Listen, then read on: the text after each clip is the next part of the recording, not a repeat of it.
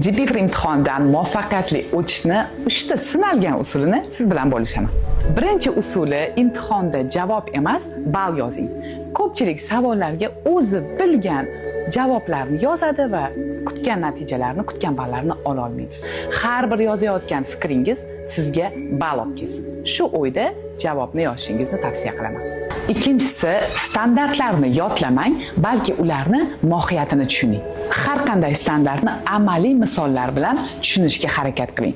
Shundagina ekzaminatorning savollarida hech qanaqa chalg'imasdan to'g'ri fikr, to'g'ri javobni yoza olasiz. Uchinchi va eng asosiy siri, oxirgi haftada emas, har haftada yutasan. Ya'ni DPFR imtihoniga tayyorgarlik muddati 3 oyni tashkil qilsa, shu 3 oyni har bir kunida eng kamida 2 soat vaqtingizni sarflashingiz kerak. Ko'pchilik oxirgi oyda hammasini yetkazib olaman deb xato qilishadi. Bu xatoni siz ham qaytarmang. Siz ham to'g'ri strategiya bilan birinchi urinishdayoq DPFR diplomini qo'lga kiritmoqchi bo'lsangiz, hoziroq ro'yxatdan o'ting va mutaxassis konsultatsiyasiga yoziling.